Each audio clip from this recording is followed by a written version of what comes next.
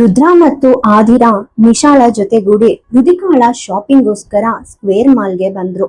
ನಾಳೆ ರುದಿಕಾಳ ಬರ್ಡೇ ಇತ್ತು. ಸೊ ರುದ್ರಾ ಅವಳ ಹುಟ್ಟು ಹಬ್ಬದ ಶಾಪಿಂಗ್ ಮಾಡೋಕೆ ಅಂತಾನೆ ಬಂದಿದ್ದ. ಆದಿರಾ ಮತ್ತೆ ರುದ್ರಾ ಒಂದ್ ಕಡೆ ನಡ್ಕೊಂಡು ಹೋಗ್ತಿದ್ರು. ನಿಶಾ ರುದಿಕಾಳ ಫ್ರಾಮ್ ನ ತಳ್ಕೊಂಡು ಅವ್ರ ಹಿಂದೆ ಬರ್ತಿದ್ಲು. ಆದಿರಾ ರುದ್ರನ್ ಕಡೆ ನೋಡಿ, ರುದಿಕಾಗೆ ಫ್ರಾಕ್ಸ್ ತುಂಬಾ ಕ್ಯೂಟ್ ಆಗಿ ಕಾಣುತ್ತೆ, ಅದಕ್ಕೆ ನಾವು ಅವಳಿಗೆ ಒಂದನ್ನ ಪರ್ಚೇಸ್ ಮಾಡೋಣ.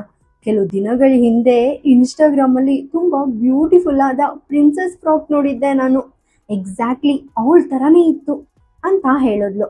ರುದ್ರಾ ಅವಳನ್ನ ನೋಡಿ, ನಿನ್ಗೆ ಇನ್ಸ್ಟಾಗ್ರಾಮ್ ಐಡಿ ಇದೆಯಾ ಅಂತ ಕೇಳ್ದ. ಆದಿರಾ ತಕ್ಷಣ ಆನ್ಸರ್ ಮಾಡ್ತಾ, ನನಗಿಲ್ಲ ಅಂದ್ರೆ ಏನು, ನನಗೆ 777 ಫಾಲೋವರ್ಸ್ ಇದ್ರು ಗೊತ್ತಾ, ಆದ್ರೆ ನಿಮ್ಮಿಂದಾಗಿ ನನ್ನ ಅಕೌಂಟ್ ಕಳ್ಕೊಂಡೆ. ನನ್ನ ಹಳೆ ಫೋನಲ್ಲಿ ಅಕೌಂಟ್ ಇತ್ತು, ಆದ್ರೆ ನೀವು ಕೊಟ್ಟಿರೋ ಈ ಹೊಸ ಫೋನ್ನಲ್ಲಿ ಅದು ವರ್ಕ್ ಆಗ್ತಿಲ್ಲ. ಆ 777 ಫಾಲೋವರ್ಸ್ನ ನಾನು ಹೇಗೆ ವಾಪಸ್ ತಗೊಳ್ಳಿ ಅಂತ ಹೇಳಿದ್ಲು. ರುದ್ರನ್ ಫೇಸಲ್ಲಿ ಒಂದು ಸ್ಟ್ರೇಂಜ್ ಸ್ಮೈಲ್ ಬಂತು. ಅವಳನ್ನ ನೋಡಿ, ಪರವಾಗಿಲ್ಲ ಬಿಡು, ಒಂದಿನ ನಾನು ನಿನ್ನ ಅಕೌಂಟ್ನ ನಿನ್ನ ಜೊತೆ ಶೇರ್ ಮಾಡ್ತೀನಿ, ಆಮೇಲೆ ನೋಡು ನಿನ್ನ ಫಾಲೋವರ್ಸ್ ಹೇಗೆ ಇನ್ಕ್ರೀಸ್ ಆಗ್ತಾರೆ ಅಂತ ಅಂದ. ಆದ್ರೆ ಅದಕ್ಕೆ ನೀನು ನನಗೋಸ್ಕರ ಒಂದು ಸ್ಪೆಷಲ್ ಥಿಂಗ್ ಮಾಡಬೇಕು ಅಂತ ಹೇಳ್ದ. ಅವನು ಮಾತಾಡ್ತಿದ್ದಾಗಲೇ ಆದಿರಾ ಅವನನ್ನ ವ್ಯಂಗ್ಯವಾಗಿ ನೋಡಿ, ಓ ರಿಯಲಿ, ನೀನ್ ನನಗೆ ಫಾಲೋವರ್ಸ್ನ ಕೊಡ್ತೀಯಾ? ಸ್ಮಾಲ್ ಚೀಟ್, ನಿನ್ಗೆ ನಿಂದೆ ಆದ ಫಾಲೋವರ್ಸ್ ಇದ್ದಾರಾ? ನಿನ್ಗೆ ಯಾರಾದ್ರೂ ಫಾಲೋವರ್ಸ್ ಇದ್ರು ಅದು ಪ್ರಿಯಾ ಏಂಜಲ್ ಹೆಸರಲ್ಲಿ ಇರೋ ನಿನ್ ಫೇಕ್ ಐಡಿ ಆಗಿರುತ್ತೆ. ನನಗೆ ಫಾಲೋವರ್ಸ್ ಕೊಡೋಕೆ ಅಷ್ಟು ಎಕ್ಸೈಟೆಡ್ ಆಗಿದೆಯಾ? 777 ಫಾಲೋವರ್ಸ್ನ ಕಲೆಕ್ಟ್ ಮಾಡೋಕೆ ನನಗೆ 1 ಇಯರ್ ಬೇಕಾಯ್ತು ಅಂತ ನಿನಗೆ ಗೊತ್ತಾ?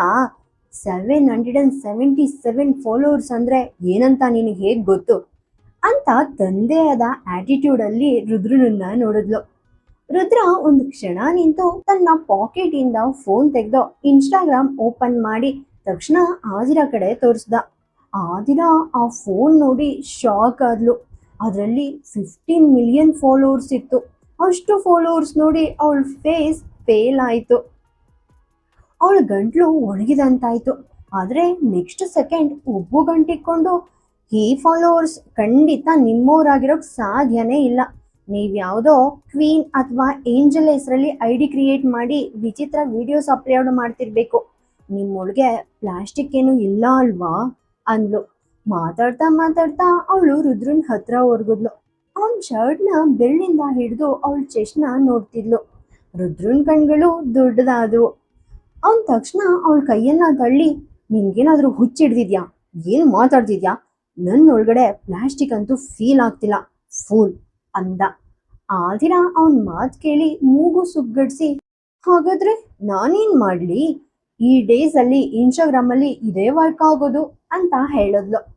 ರುದ್ರ ಕೋಪದಲ್ಲಿ, ಇದು ರುದ್ರ ರಾಜವಂಶಿ ಹೆಸರಲ್ಲಿರೋ ನನ್ನ ಓನ್ ಐಡಿ, ನೀನ್ ಅದನ್ನ ಚೆಕ್ ಮಾಡಬಹುದು ಮತ್ತೆ ನನ್ನನ್ನ ಫಾಲೋ ಮಾಡ್ಬೋದು. ಆದ್ರೆ ನಿನ್ ಹಳೆಯ ಐಡಿ ಇನ್ಮೇಲೆ ವರ್ಕ್ ಆಗೋದಿಲ್ಲ, ಸೊ ಹೊಸ ಐಡಿ ಕ್ರಿಯೇಟ್ ಮಾಡ್ಕೊ ಅಂತ ಹೇಳ್ದ. ಆದಿರಾ ಇದನ್ನ ನೋಡಿ ಶಾಕ್ ಆಗಿ, ಯಾಕೆ? ಆ ಐಡಿ ಇನ್ಮೇಲೆ ವರ್ಕ್ ಆಗಲ್ಲ ಅಂತ ನಿಮ್ಗೆ ಹೇಗೆ ಗೊತ್ತು ಅಂತ ಕೇಳಿದ್ಲು. ರುದ್ರನ್ ಫೇಸ್ ನಲ್ಲಿ ಒಂದು ಸರ್ಕಾಸ್ಟಿಕ್ ಎಕ್ಸ್ಪ್ರೆಷನ್ ಇತ್ತು. ಅದು ಅವನಲ್ಲಿ ಏನೋ ಮ್ಯಾಜಿಕ್ ಇದೆ ಅನ್ನೋದನ್ನ ಕ್ಲಿಯರ್ ಆಗಿ ಹೇಳ್ತಿತ್ತು. ನಿಶಾ ಇವರಿಬ್ರನ್ನೇ ವಾಚ್ ಮಾಡ್ತಿದ್ಲು. ಆದ್ರೆ ಅವಳು ಏನ್ ಹೇಳೋಕೆ ಮುಂಚೆನೆ ರುದ್ರ ಆದಿರಾ ಕಡೆ ನೋಡಿ, ಇನ್ಮೇಲೆ ನಿನ್ ಮಾತು ನಿಲ್ಸಿ ಸೈಲೆಂಟ್ ಆಗಿ ಶಾಪ್ ಒಳಗಡೆ ನಡಿ, ನೀನ್ ಏನಾದ್ರೂ ಫೂಲಿಶ್ ಆಗಿ ಮಾತಾಡಿದ್ರೆ ಹುಷಾರ್ ಅಂತ ವಾರ್ನ್ ಮಾಡ್ದ. ಅವನ ಮಾತ್ಗೆ ಆದಿರಾ ಬೇರೆ ಮುಖ ಮಾಡಿ ಮುಂದೆ ನೋಡಿದ್ಲು. ಅಲ್ಲಿ ಅವರು ಕಿಡ್ಸ್ ಕ್ಲೋತ್ಸ್ ಮಾತ್ರ ಇರೋ ದೊಡ್ಡ ಶಾಪ್ ಎಂಟ್ರೆನ್ಸ್ ಹತ್ರ ನಿಂತಿದ್ರು. ಅದು ತುಂಬಾ ಬ್ರ್ಯಾಂಡೆಡ್ ಶಾಪ್. ಅಲ್ಲಿದ್ದವೆಲ್ಲ ಇಂಟರ್ನ್ಯಾಷನಲ್ ಬ್ರ್ಯಾಂಡ್ಸ್. ನಿಶಾ ಕೂಡ ಶಾಪ್ನ ಕೇರ್ಫುಲ್ ಆಗಿ ಅಬ್ಸರ್ವ್ ಮಾಡ್ತಿದ್ಲು. 4 ಜನ ಒಳಗಡೆ ಹೋದ್ರು. ರುದ್ರ ಶಾಪ್ ಮ್ಯಾನೇಜರ್ ಜೊತೆ ಸ್ವಲ್ಪ ಹೊತ್ತು ಮಾತಾಡ್ದ. ಆಮೇಲೆ ಮ್ಯಾನೇಜರ್ ಸ್ವತಃ ರುದಿಕಾಗೆ ಡ್ರೆಸ್ ತೋರ್ಸೋಕೆ ಸ್ಟಾರ್ಟ್ ಮಾಡಿದ್ರು. ಆದಿರಾ ಕ್ಯೂಟ್ ಫ್ರಾಕ್ ನೋಡ್ತಾ ಸಖತ್ ಎಕ್ಸೈಟೆಡ್ ಆಗಿದ್ಲು. ಯಾವ್ದು ತಗೋಬೇಕು ಯಾವ್ದು ಬೇಡ ಅಂತ ಅವಳಿಗೆ ಡಿಸೈಡ್ ಮಾಡೋಕೆ ಆಗ್ತಿರ್ಲಿಲ್ಲ. ರುದ್ರ ಅನ್ಕೊಂಡ್ರೆ ಇಡೀ ಶಾಪ್ನೇ ಕೊಂಡ್ಕೋಬಹುದು ಅಂತ ಅವಳಿಗೆ ಗೊತ್ತು. ಆದ್ರೆ ರುದಿಕಾಗೋಸ್ಕರ ಇವನು ಏನ್ ಮಾಡ್ತಾನೆ ಅಂತ ಅವಳಿಗೆ ಕನ್ಫ್ಯೂಸ್ ಆಗಿತ್ತು. ಅವಳು 2 ಡ್ರೆಸ್ ಸೆಲೆಕ್ಟ್ ಮಾಡ್ಕೊಂಡು ರುದ್ರನ್ ಕಡೆ ನೋಡಿ, ರುದಿಕಾಗೆ ಈ 2 ಟ್ರೈ ಮಾಡ್ಸೋಣವಾ, ನಾಳೆ ಅವಳಿಗೆ ಯಾವ ಸೂಪರ್ ಆಗಿ ಕಾಣುತ್ತೋ ಅದನ್ನ ವೇರ್ ಮಾಡ್ಸೋಣ ಅಂತ ಹೇಳಿದ್ಲು. ರುದ್ರ ಆ 2 ಡ್ರೆಸ್ ನೋಡಿ ಒಂದನ್ನ ರಿಜೆಕ್ಟ್ ಮಾಡಿ, ಇಲ್ಲ ಇದನ್ನಲ್ಲ, ನೀನು ಈ ವೈಟ್ ಫ್ರಾಕ್ ಟ್ರೈ ಮಾಡಿಸ್ಬೋದು ಅಂತ ಹೇಳ್ದ. ಅವನ್ ಹೀಗೆ ಹೇಳ್ತಾ ಆ ವೈಟ್ ಫ್ರಾಕ್ ನ ಮುಟ್ದ. ಆದಿರಾ ಮುಖ ಗಂಟಿಕೊಂಡು, ಆ ಬ್ಲ್ಯಾಕ್ ಫ್ರಾಕ್ ಇಂದ ನಿಂಗೇನ್ ಪ್ರಾಬ್ಲಮ್ ಇತ್ತು? ಆದ್ರೆ ಇಲ್ಲ, ನೀನು ನನ್ನ ಡಿಸ್ಟರ್ಬ್ ಮಾಡ್ಲೇಬೇಕು, ಇಲ್ಲ ಅಂದ್ರೆ ನೀನ್ ತಿಂದದ್ ಎಲ್ ಜೀರ್ಣ ಆಗುತ್ತೆ ಅಂತ ಹೇಳಿದ್ಲು. ಹೀಗೆ ಹೇಳ್ತಾ ಆ ವೈಟ್ ಫ್ರಾಕ್ ನ ಕೈಯಲ್ಲಿ ತಗೊಂಡು ರುದಿಕಾನ ನೋಡಿ, ಬನ್ನಿ ರುದಿಕಾ ಮೇಡಮ್, ನನ್ ಜೊತೆ ಬಾ, ನಾವು ಈ ಡ್ರೆಸ್ ಟ್ರೈ ಮಾಡೋಣ ಅಂತ ಕ್ಯೂಟ್ ಆಗಿ ಹೇಳಿದ್ಲು. ಅವಳು ರುದಿಕಾನ ಫ್ರಾಮ್ ಇಂದ ಎತ್ಕೊಂಡು ಟ್ರಯಲ್ ರೂಮ್ ಕಡೆ ಕರ್ಕೊಂಡು ಹೋಗೋಕೆ ಸ್ಟಾರ್ಟ್ ಮಾಡಿದ್ಲು. ರುದ್ರ ಅವಳನ್ನ ತಡೆದು, ರುದಿಕಾನ ಟ್ರಯಲ್ ರೂಮ್ ಕರ್ಕೊಂಡು ಹೋಗಿ ಡ್ರೆಸ್ ಟ್ರೈ ಮಾಡ್ಬೇಕಾ? ಇಲ್ಲೇ ಅಲ್ಲೂ ಡ್ರೆಸ್ ಟ್ರೈ ಮಾಡ್ಸೋಕೆ ಆಗಲ್ವಾ? ಅಂದ್ರೆ ಅವಳು ಒಳಗೆ ಅಂಡರ್ ಗಾರ್ಮೆಂಟ್ಸ್ ವೇರ್ ಮಾಡಿರ್ಬೇಕಲ್ವಾ, ಅವಳಿಗಿನ್ನೂ 1 ವರ್ಷ ಅಷ್ಟೇ ಅಲ್ವಾ ಅಂತ ಹೇಳ್ದ. ಆದಿರಾ ಅವನ್ ಹೇಳಿದ ಮಾತ್ಗೆ ಆನ್ಸರ್ ಮಾಡೋಕ್ಕೂ ಮುಂಚೆನೆ ರುದಿಕಾ ಅವಳ ಮುಖವನ್ನ ಅಲ್ಲಾಡ್ಸೋಕೆ ಶುರು ಮಾಡಿದ್ಲು. ಅದನ್ನ ನೋಡಿ ರುದ್ರನ್ ಐಬ್ರೋಸ್ ಮೇಲೆ ಹೋದ್ವು. ಆದಿರಾ ಅವನ್ ಕಡೆ ನೋಡಿ, ನಿಮ್ಗೆ ಆನ್ಸರ್ ಸಿಕ್ತಾ ಇಲ್ಲ ಇನ್ನೂ ಬೇಕಾ ಅಂದ್ಲು. ರುದ್ರ ಸೈಲೆಂಟ್ ಆದ. ಆದಿರಾ ರುತಿಕಾನ ಟ್ರಯಲ್ ರೂಮ್ ಒಳಗಡೆ ಕರ್ಕೊಂಡು ಹೋದ್ಲು. ಹೊರಗಡೆ ನಿಶಾ ಸುತ್ತಲೂ ನೋಡ್ತಿದ್ಲು. ಅವಳ ಫೇಸ್ ಅಲ್ಲಿ ಒಂದು ದೆವ್ವದಂತಹ ಸ್ಮೈಲ್ ಇತ್ತು. ಆದಿರಾ ಟ್ರಯಲ್ ರೂಮ್ ಒಳಗಡೆ ರುತಿಕಾಗೆ ಆ ಫ್ರಾಕ್ ಹಾಕೋಕೆ ಟ್ರೈ ಮಾಡಿದ್ಲು. ಅದು ರುತಿಕಾಗೆ ರಿಯಲಿ ತುಂಬಾ ಚೆನ್ನಾಗಿ ಕಾಣಿಸ್ತಿತ್ತು. ಆದಿರಾ ರುತಿಕಾನ ಎತ್ಕೊಂಡು ರುದ್ರನ್ಗೆ ಡ್ರೆಸ್ ತೋರ್ಸೋಕೆ ಹೊರಗಡೆ ಹೊರಡೋಕ್ಕೂ ಮುಂಚೆ ಟ್ರಯಲ್ ರೂಮ್ ಬಾಗ್ಲು ತಡೆದಂತಾಯ್ತು. ಆ ಶಾಪ್ ಅಲ್ಲಿ ಕೆಲಸ ಮಾಡದ ಒಬ್ರು ಸೇಲ್ಸ್ ಗರ್ಲ್ ಒಳಗಡೆ ಬಂದ್ರು. ಸೇಲ್ಸ್ ಗರ್ಲ್ ಆದಿರಾ ಕಡೆ ನೋಡಿ, ಸರ್ ನಿಮ್ಮನ್ನ ಹೊರಗ್ ಕರೀತಿದ್ದಾರೆ, ಬೇಬಿನ ಇಲ್ಲೇ ಬಿಟ್ಟು ಹೋಗಿ, ಯಾಕಂದ್ರೆ ಅವರು ತುಂಬಾ ಡ್ರೆಸ್ಸಸ್ ಸೆಲೆಕ್ಟ್ ಮಾಡಿದ್ದಾರೆ, ಸೊ ನೀವು ಅದನ್ನೆಲ್ಲ ಟ್ರೈ ಮಾಡ್ಬೇಕು, ಓಕೆನಾ ಅಂತ ಹೇಳಿದ್ಲು. ಆ ಸೇಲ್ಸ್ ಗರ್ಲ್ ಮಾತು ಕೇಳಿ ಆದಿರಾ ಮುಖ ವಿಚಿತ್ರವಾಗಿ ಮುಖ ಮಾಡಿದ್ಲು. ಅವಳು ಸಿಟ್ಟಲ್ಲಿ, first of all Rajvanshi sir ತನ್ನಂತಾನು ತಾನು ಏನ್ ಅನ್ಕೊಂಡಿದ್ದಾನೆ, ನಾನು ಇನ್ನೂ ಒಂದು ಡ್ರೆಸ್ ಕೂಡ ಆಯ್ಕೆ ಮಾಡಿಲ್ಲ, ಆದ್ರೂ ಅವನು ಅಷ್ಟೊಂದು ಡ್ರೆಸ್ಸಸ್ ಸೆಲೆಕ್ಟ್ ಮಾಡಿದ್ದಾನೆ ಅಂತ ಗುಣುತ್ತಾ ಹೊರಗ್ ಬಂದ್ಲು. ಅವಳು ರುದಿಕಾನ ಆ ಟ್ರಯಲ್ ರೂಮ್ ನಲ್ಲೇ ಬಿಟ್ಟು ಬಂದಿದ್ಲು. ಅವಳನ್ನ ನೋಡಿದ ಆ ಸೇಲ್ಸ್ ಗರ್ಲ್ ಮುಖದಲ್ಲಿ ಒಂದು ದಿವ್ಯದಂತಹ ಸ್ಮೈಲ್ ಬಂತು. ನೆಕ್ಸ್ಟ್ ಸೆಕೆಂಡ್ ಅವಳು ಆ ಟ್ರಯಲ್ ರೂಮ್ ಬಾಗ್ಲನ್ನ ಕ್ಲೋಸ್ ಮಾಡಿ ಜೋರಾಗಿ ಲಾಕ್ ಮಾಡಿದ್ಲು. ಅದು ಎಷ್ಟು ಜೋರಾಗಿ ಅಂದ್ರೆ ಲಾಕ್ ಬ್ರೇಕ್ ಆಯಿತು. ಈಗ ಒಳಗಿನಿಂದ ಮತ್ತು ಹೊರಗಿನಿಂದ 2 ಕಡೆ ಬಾಗ್ಲು ಲಾಕ್ ಆಗಿತ್ತು. ಆದಿರಾ ಹೊರಗಡೆ ಬಂದ್ಲು. ಆದ್ರೆ ಅವಳು ರುದ್ರನ್ ಹತ್ರ ಹೋಗೋಕ್ಕೂ ಮುಂಚೆನೆ ನಿಶಾ ಅವಳ ಮುಂದೆ ಬಂದು ನಿಂತ್ಕೊಂಡ್ಲು. ಬೈ ದ ವೇ, ಹೊರಗಡೆ ಯಾರೋ ಮಿಸ್ಟರ್ ವಿಕ್ರಾಂತ್ ಪ್ರತಾಪ್ ಅಂತ ನಿಮ್ಮನ್ನ ಕರೀತಿದ್ದಾರೆ, ನಿಮ್ಗೆ ಅವ್ರ ಗೊತ್ತಾ? ಪ್ರತಾಪ್ ಇಂಡಸ್ಟ್ರೀಸ್ನ CEO ಅಂತ ಹೇಳಿದ್ಲು. ನಿಶಾಳ ಮಾತು ಕೇಳಿ ಆದಿರಾ ಶಾಕ್ ಆದ್ಲು. ವಿಕ್ರಾಂತ್ ಪ್ರತಾಪ್ ಎಂಬ ಹೆಸರು ಕೇಳಿದ ತಕ್ಷಣ ಅವಳಿಗೆ ಉಸಿರಾಡೋದು ಕಷ್ಟ ಆಯಿತು. ಅವಳ ಮುಖದಲ್ಲಿ ಒಂದು ವಿಚಿತ್ರವಾದ ಟೆನ್ಷನ್ ಕಾಣಿಸ್ತಿತ್ತು.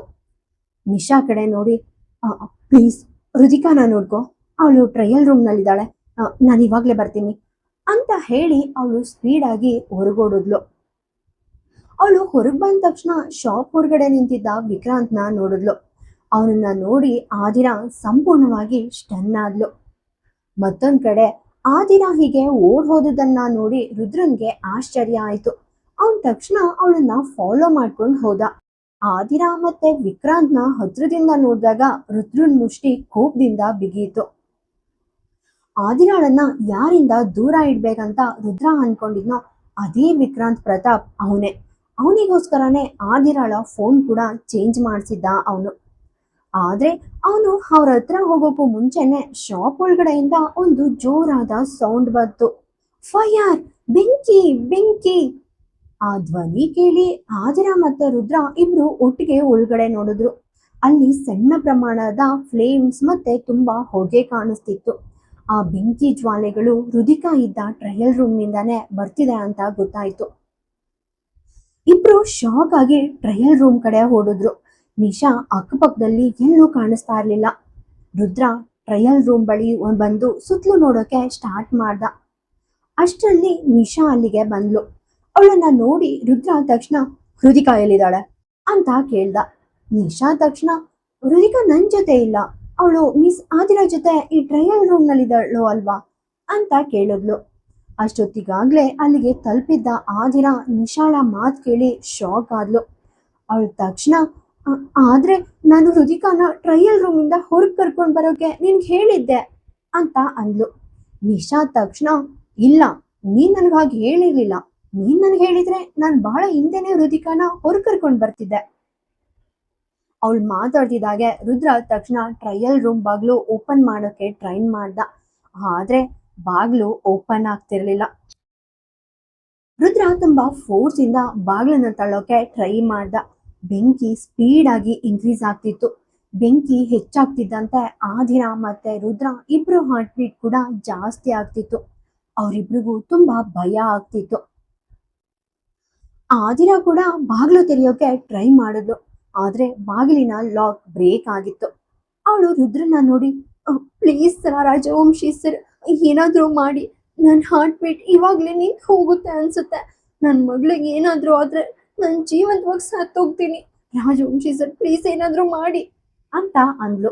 ರುದ್ರ ಜೋರಾಗಿ, ಕಾಮ್ ಡೌನ್, ಕಂಪ್ಲೀಟ್ ಸೈಲೆಂಟ್ ಆಗಿರೋ, ನನ್ನ ಮಗಳಿಗೇನು ಆಗಲ್ಲ, ಏನೂ ಆಗಲ್ಲ ಹೀಗೆ ಹೇಳ್ತಾ ಅವನು ಬಾಗಿಲನ್ನ ಇನ್ನು ಗಟ್ಟಿಯಾಗಿ ಓಪನ್ ಮಾಡೋಕೆ ಸ್ಟಾರ್ಟ್ ಮಾಡ್ದ. ಆದ್ರೆ ಬಾಗ್ಲು ಮುರಿದು ರುದಿಕಾ ಮೇಲೆ ಬೀಳುತ್ತೆ ಅಂತ ಅವನಿಗೆ ತುಂಬಾ ಭಯ ಆಗ್ತಾ ಇತ್ತು. ಅಷ್ಟರಲ್ಲಿ ಶಾಪ್ ಟೀಮ್ ಫೈರ್ ಎಕ್ಸ್ಟಿಂಗ್ಯೂಷರ್ಸ್ ನ ಇಟ್ಕೊಂಡು ಬೆಂಕಿನ ಆರ್ಸೋಕೆ ತುಂಬಾ ಟ್ರೈ ಮಾಡ್ತಿದ್ರು. ಆದ್ರೆ ಆ ಸಿಲಿಂಡರ್ಸ್ ಇಟ್ಟಿದ್ದ ಸ್ಟೋರ್ ರೂಮ್ ಲಾಕ್ ಆಗಿತ್ತು, ಅದು ಓಪನ್ ಆಗ್ಲಿಲ್ಲ. ಎಲ್ಲೆಡೆ ಕ್ಯಾವಾಸ್ ನಂತಹ ಪರಿಸ್ಥಿತಿ ಇತ್ತು. ಸಡನ್ ಆಗಿ ಆದಿರಾಳ ಕಣ್ಗಳು ಟ್ರಯಲ್ ರೂಮ್ ನ ಎಂಟ್ರೆನ್ಸ್ ಮೇಲೆ ಹೋದ್ವು. ಆದ್ರೆ ಅದು ಕೂಡ ಬೆಂಕಿಯಲ್ಲಿತ್ತು. ಅವಳಿಗೆ ಬೇರೆ ದಾರಿನೇ ಇರ್ಲಿಲ್ಲ. ಇಬ್ರು ರುದಿಕಾನ ಸೇವ್ ಮಾಡೋಕೆ ಟ್ರೈ ಮಾಡ್ತಿದ್ರು. ರುದ್ರ ಬಾಗ್ಲು ತೆರೆಯೋಕೆ ಟ್ರೈ ಮಾಡ್ತಿದ್ದ. ಆದ್ರೆ ಮೇನ್ ಪ್ರಾಬ್ಲಮ್ ಏನಂದ್ರೆ ಅವನಿಗೆ ಅದನ್ನ ಬ್ರೇಕ್ ಮಾಡೋಕೆ ಆಗ್ತಿರ್ಲಿಲ್ಲ. ಅವನು ಡೋರ್ನ ಫೋರ್ಸ್ ಆಗಿ ಓಪನ್ ಮಾಡೋಕೆ ಟ್ರೈ ಮಾಡಿದ್ರೆ ಡೋರ್ ರುದಿಕಾ ಮೇಲೆ ಬಿದ್ದ್ಬಿಡುತ್ತೆ ಅಂತ ಅವನಿಗೆ ತುಂಬಾ ಭಯ ಆಗ್ತಾ ಇತ್ತು. ಅದೇ ಟೈಮಲ್ಲಿ ಆದಿರಾಳ ಕಣ್ಗಳು ಮೇಲಕ್ಕೆ ಹೋದ್ವು. ಟ್ರಯಲ್ ರೂಮ್ ಒಳಗಡೆ ಹೋಗೋಕೆ ಅಲ್ಲೂ ಒಂದು ವೇ ಇತ್ತು. ಆದ್ರೆ ಅದು ಅಷ್ಟು ಈಸಿ ಇರ್ಲಿಲ್ಲ. ಸ್ವಲ್ಪ ಹೊತ್ತಲ್ಲೇ ಆದಿರಾ ಮೇಲಕ್ಕೇರೋಕೆ ಟ್ರೈ ಮಾಡಿದ್ಲು. ಕೆಳಗಡೆ ಚೇರ್ಸ್ ಇಟ್ಟು ಅದ್ರ ಮೇಲೆ ನಿಂತ್ಲು. ಅವಳು ಹೇಗೋ ಮೇಲಕ್ಕೆ ಬಂದು ಟ್ರಯಲ್ ರೂಮ್ನ ಸೀಲಿಂಗ್ ಕಡೆ ನೋಡಿದ್ಲು. ಅಲ್ಲಿ ಸೀಲಿಂಗ್ ಇತ್ತು, ಆದ್ರೆ ಅದು ಪರ್ಮನೆಂಟ್ ಅಲ್ಲ, ಟೆಂಪ್ರರಿ ಆಗಿತ್ತು. ಅವಳು ಆ ಸೀಲಿಂಗ್ ನ ತೆಗೆಯೋಕೆ ಟ್ರೈ ಮಾಡಿದ್ಲು. ಆದ್ರೆ ಅದು ಅನ್ಬಿಲಿವೇಬಲ್ ಆಗಿ ತುಂಬಾನೇ ಹೆವಿ ಆಗಿತ್ತು. ಮೇ ಬಿ ಅದು ವುಡ್ಡಿಂದ ಮಾಡಿರಬಹುದು. ರುದಿಕಾಗೆ ಅದನ್ನ ತೆಗೆಯೋದು ತುಂಬಾನೇ ಕಷ್ಟ ಆಗ್ಬಹುದು. ಆದ್ರೆ ಆದಿರಾ ಮಾತ್ರ ಫುಲ್ ಎಫರ್ಟ್ ಆಗಿ ಟ್ರೈ ಮಾಡ್ತಿದ್ಲು. ಹೇಗೋ ಆ ಸೀಲಿಂಗ್ ನ ಸ್ವಲ್ಪ ಮೂವ್ ಮಾಡೋಕೆ ಅವಳು ಸಕ್ಸಸ್ ಆದ್ಲು. ಆದ್ರೆ ಒಂದು ಸ್ಮಾಲ್ ಗ್ಯಾಪ್ ಇಂದ ಈ ತಳ್ಳುಗಾಡಿಲಿ ಕೂತಿದ್ದ ಹೃದಿಕಾನ ಅವಳಿಗೆ ನೋಡೋಕೆ ಸಾಧ್ಯ ಆಯ್ತು. ಬೆಂಕಿ ಇನ್ನು ಹೃದಿಕಾನ ರೀಚ್ ಆಗಿರ್ಲಿಲ್ಲ. ಆದ್ರೆ ಟ್ರಯಲ್ ರೂಮ್ ನ ಗೋಡೆಗಳೆಲ್ಲ ತುಂಬಾ ಫಾಸ್ಟ್ ಆಗಿ ಫೈರ್ ಸ್ಪ್ರೆಡ್ ಆಗ್ತಿತ್ತು. ಸೊ ಫ್ಲೇಮ್ಸ್ ಯಾವುದೇ ಕ್ಷಣದಲ್ಲಿ ಅವಳನ್ನ ರೀಚ್ ಆಗಬಹುದು. ಅವಳನ್ನ ಹಾಗೆ ನೋಡಿ ಆದಿರಾಳ ಹಾರ್ಟ್ ಬೀಟ್ ಮಿಸ್ ಆಯ್ತು. ಅವಳ ಸ್ವಂತ ಹಾರ್ಟ್ ಆಲ್ಮೋಸ್ಟ್ ಸ್ಟಾಪ್ ಆಗಿತ್ತು. ಅವಳ ತಕ್ಷಣ ಆ ವುಡನ್ ಸೀಲಿಂಗ್ ನ ಇನ್ನಷ್ಟು ಪಕ್ಕಕ್ಕೆ ಸರ್ಸೋಕೆ ಟ್ರೈ ಮಾಡಿದ್ಲು. ಆದ್ರೆ ಅದು ತುಂಬಾ ಹೆವಿ ಆಗಿತ್ತು. ಅವಳು ಒಂದೇ ಸೆಕೆಂಡ್ ಕೂಡ ವೇಸ್ಟ್ ಮಾಡೋಕೆ ಸಾಧ್ಯ ಇರಲಿಲ್ಲ. ಅವಳು ಹೇಗೋ ಆ ಸ್ಮಾಲ್ ಗ್ಯಾಪ್ ಇಂದ ಒಳಗಡೆ ಹೋಗೋಕೆ ಸಕ್ಸಸ್ ಆದ್ಲು. ಅವಳ ಕಾಲ್ಗಳು ಕೆಳಗಡೆ ತೂಗಾಡ್ತಿದ್ವು. ಅಂಡ್ ಅವಳು ಕೆಳಗಡೆ ಜಾರ್ದಾಗ ಅವಳ ಬ್ಯಾಗ್ ಗೋಡೆಗೆ ತುಂಬಾ ಜೋರಾಗಿ ಬಡ್ದು ಅವಳ ಎಂಟೈರ್ ಬ್ಯಾಗ್ಗೆ ಇಂಜುರಿ ಆಯ್ತು. ಅವಳ ಡ್ರೆಸ್ ಎಲ್ಲ ಹರಿದು ಹೋಗಿತ್ತು. ಅಂಡ್ ಅವಳ ಬೆನ್ನು ಆಳವಾಗಿ ಸೀಳಿತ್ತು. ಸ್ಕಿನ್ ಎಲ್ಲ ಕಂಪ್ಲೀಟ್ ಆಗಿ ಟಿಯರ್ ಇಂದ ಬ್ಲೀಡ್ ಆಗ್ತಿತ್ತು. ಆದ್ರೆ ಅವಳಿಗೆ ಕಾಣಿಸ್ತಿದ್ದು ಬರೀ ಹೃದಿಕಾ ಮಾತ್ರ. ಅವಳು ಆ ತಳ್ಳುಗಾಡಿಯಲ್ಲಿ ಕೂತಿದ್ಲು. ಅಂಡ್ ಫ್ಲೇಮ್ಸ್ ಆ ಗಾಡಿನ ರೀಚ್ ಆಗಿತ್ತು. ಆದಿರಾ ನೋವಿನಿಂದ ಕಿರ್ಚಿದ್ಲು. ಆದ್ರೆ ನೆಕ್ಸ್ಟ್ ಸೆಕೆಂಡ್ ಅವಳು ತನ್ನ ಪೇನ್ ನ ಕಂಪ್ಲೀಟ್ ಆಗಿ ಮತ್ತು ಹೃದಿಕಾ ಕಡೆ ಓಡಿದ್ಲು. ಆ ಗಾಡಿ ಆಲ್ರೆಡಿ ಬರ್ನ್ ಆಗೋಕೆ ಸ್ಟಾರ್ಟ್ ಆಗಿತ್ತು. ಆದಿರಾ ಹೃದಿಕಾನ ಇನ್ನು ಕೆಲವು ಸೆಕೆಂಡ್ಸ್ ಲೇಟ್ ಆಗಿ ತಲುಪಿದ್ರು. ಹೃದಿಕಾ ಕಂಪ್ಲೀಟ್ ಆಗಿ ಬೆಂಕಿಯಲ್ಲಿ ಸುಟ್ಟು ಹೋಗ್ತಿದ್ಲು. ಅಂಡ್ ತುಂಬಾ ಟೆರಿಬಲ್ ಏನೋ ಆಗೋದು. ಆದಿರಾ ತಕ್ಷಣ ಅವಳನ್ನ ತನ್ನ ತೋಳ್ಗಳಲ್ಲಿ ಎತ್ಕೊಂಡು ಎದೆಗೆ ಹತ್ತಿರವಾಗಿ ಅಪ್ಕೊಂಡ್ಲು. ಅವಳನ್ನ ಟೈಟ್ ಆಗಿ ಹಿಡ್ಕೊಂಡು ಅವಳು, ಹೃದಿಕಾ ನೀನು ಓಕೆನಾ, ನಿನಗೇನಾದ್ರೂ ಆಯ್ತಾ, ಸಾರಿ ಕಂದಮ್ಮ, ನನ್ನಿಂದಾನೇ ನೀನು ಈ ಮಿಸ್ಸಲ್ಲಿ ಸಿಕ್ಕಾಕೊಂಡೆ. ಪ್ಲೀಸ್ ಪ್ಲೀಸ್ ನೀನು ಹದಿರಾಳನ ಕ್ಷಮಿಸು. ಅವಳು ನಿನ್ನನ್ನು ಮತ್ತೆಂದೂ ಹೀಗೆ ಬಿಟ್ಟು ಹೋಗಲ್ಲ ಅಂತ ಅಂದ್ಲು. ಟ್ರಯಲ್ ರೂಮಿಂದ ಆದಿರಾಳ ಧ್ವನಿ ಕೇಳಿ ರುದ್ರ ತುಂಬಾ ಗಾಬರಿಯಾದ. ಹೇಗಾದ್ರೂ ಮಾಡಿ ಬಾಗ್ಲು ತೆಗಿಯೋಕೆ ಟ್ರೈ ಮಾಡ್ತಿದ್ದ. ಆದಿರಾಳನ ನೋಡೋಕೆ ಆಗ್ತಿಲ್ಲ ಅಂತ ಅವನು ಸುತ್ತಮುತ್ತ ನೋಡ್ತಿದ್ದ. ಆದಿರಾಳ ಧ್ವನಿ ಕೇಳಿ ನಿಶಾ ಕೂಡ ಶಾಕ್ ಆದ್ಲು. ಆದಿರಾ ಟ್ರಯಲ್ ರೂಮ್ ಒಳಗಡೆ ಹೇಗೆ ಎಂಟರ್ ಆದ್ಲು ಅಂತ ಅವಳಿಗೆ ನಂಬೋಕೆ ಆಗ್ತಿರ್ಲಿಲ್ಲ. ರುದ್ರ ಜೋರಾಗಿ ಡೋರ್ ತಟ್ಟಿ, ಆದಿರಾ ನೀನು ಒಳಗಡೆ ಇದೆಯಾ? ಒಳಗಡೆ ಇದ್ರೆ ಪ್ಲೀಸ್ ಬೇಗ ಡೋರ್ ಓಪನ್ ಮಾಡು ಅಂದ. ರುದ್ರನ್ನ ಧ್ವನಿ ಕೇಳಿದ ತಕ್ಷಣ ಆದಿರಾ ಡೋರ್ ಓಪನ್ ಮಾಡೋಕೆ ಕೈ ಚಾಚಿದ್ಲು.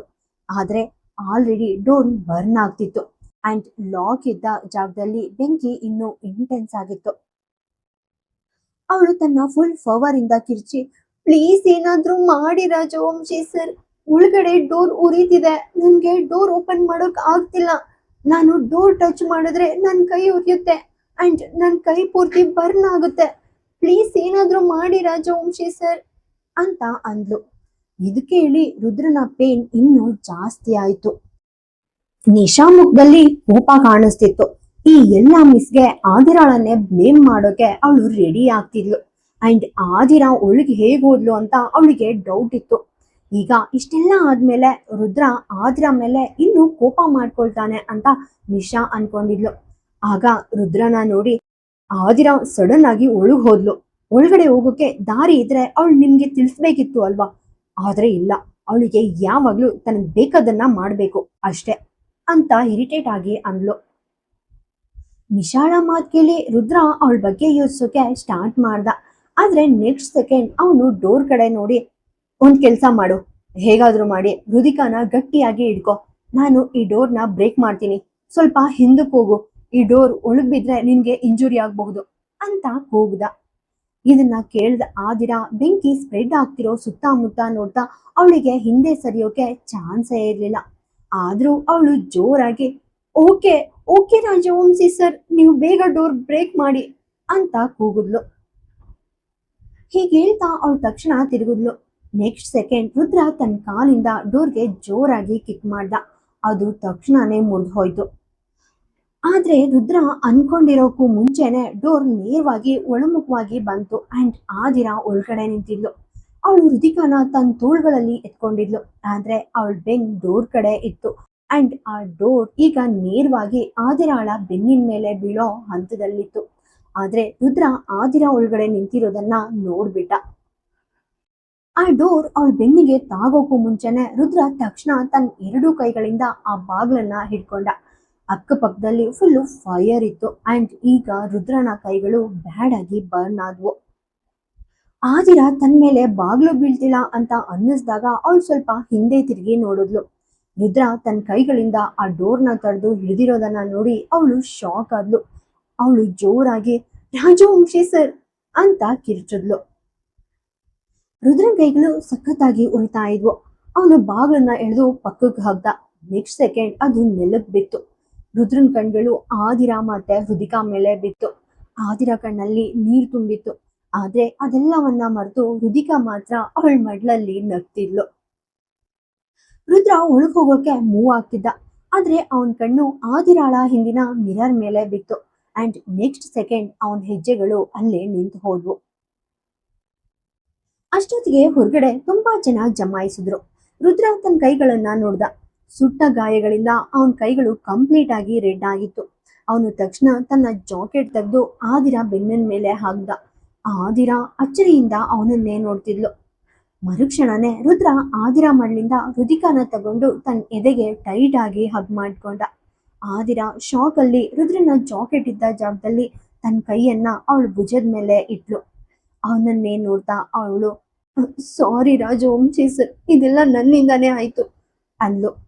ರುದ್ರ ಕೋಪದಿಂದ ಅವಳ ಕಡೆ ನೋಡ್ದ. ಆದಿರಾ ತಾನೇ ತಪ್ಪು ಮಾಡಿದ್ದು ಅಂತ ಫೀಲ್ ಆಗ್ತಿದ್ರಿಂದ ಅವನು ಅವಳನ್ನೇ ದಿಟ್ಟಿಸ್ತಿದ್ದ. ಅವನ ಕೋಪದ ನೋಟ ನೋಡಿ ಆದಿರಾಳಿಗೆ ರುದ್ರ ನನ್ನ ಮೇಲೆ ತುಂಬಾ ಫ್ಯೂರಿಯಸ್ ಆಗಿದ್ದಾನೆ ಅಂತ ಅನ್ನಿಸ್ತು. ಅವನ ಕೋಪ ಸರಿನೇ ಇತ್ತು. ಇವಳ ಫೂಲಿಶ್ ಕೆಲ್ಸದಿಂದ ಇವತ್ತು ರುದಿಕಾಗೆ ಏನಾದ್ರೂ ಆಗಬಹುದಿತ್ತು. ಅವಳ ಕಣ್ಣಿಂದ ಮತ್ತೆ ನೀರು ಧಾರೆ ಧಾರಿಯಾಗಿ ಹರಿಯೋಕೆ ಶುರು ಆಯ್ತು. ಆದಿರಾ ರುದಿಕಾ ಮುಖ ನೋಡಿ, ನಿನ್ಗೇನಾದ್ರೂ ಆಗಿದ್ರೆ ನನ್ ಕಂದಮ್ಮ, ನನ್ನನ್ನೇ ಲೈಫ್ ಲಾಂಗ್ ಕ್ಷಮಿಸ್ಕೊಳ್ತಾ ಇರ್ಲಿಲ್ಲ ಅಂದ್ಲು.